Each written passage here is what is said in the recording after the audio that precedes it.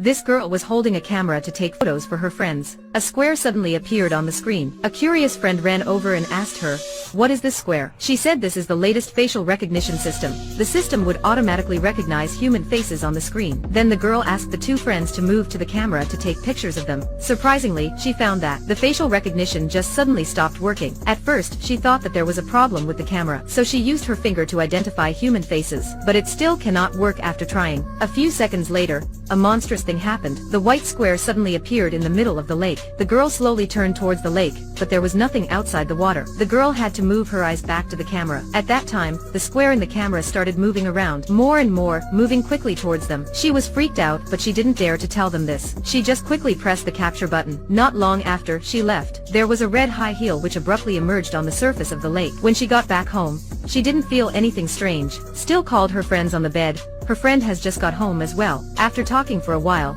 apparently the girl heard a strange water sound in her ears. At first, she didn't really pay attention to it, and thought that she forgot turning the shower off. They hung up the phone after a bit. At midnight, she was woken up by her phone. At that time, she received a phone call from a male friend. Nogami has died. He frantically informed her. She was panicked when she got the news. After that, he explained what just happened. "I got a phone call from Nogami a minute ago. She seemed to be frightened, so I didn't understand what she was trying to say. Looks like she said don't come over here. I called the police and came to Narami's house because I was too scared. Then I saw the ambulance stopped in front of her house." He hung up the phone after telling her this story. She was unable to calm down after knowing this news. She was thinking that this could be related to the photography today. She immediately took the camera on the table. When she saw the photo in the camera, she wanted to delete it in fright, but it was strange that she couldn't delete the photo. She pulled out the memory card and threw it in the dustbin next to. As a precaution, she went downstairs to throw away the trash. After finishing everything, she returned to the elevator. At the same time, a fat girl walked by, but she looked weird. She was standing in front of the elevator's door but didn't want to walk in. She was curious and asked, "Why don't you come in?" The fat girl said, "If I go in,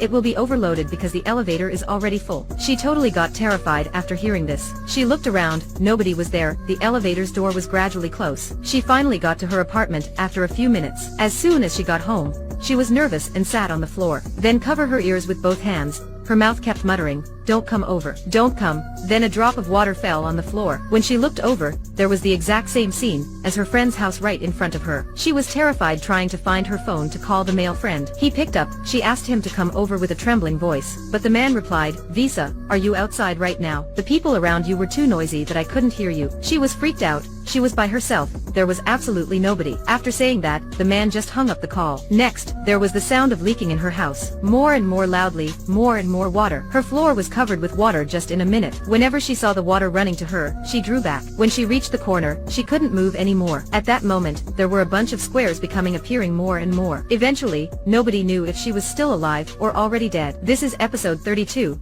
Facial recognition in a Japanese short movie. Even though the atmosphere seemed to be monstrous, but there were no horror scenes overall. If you like it, please check it out.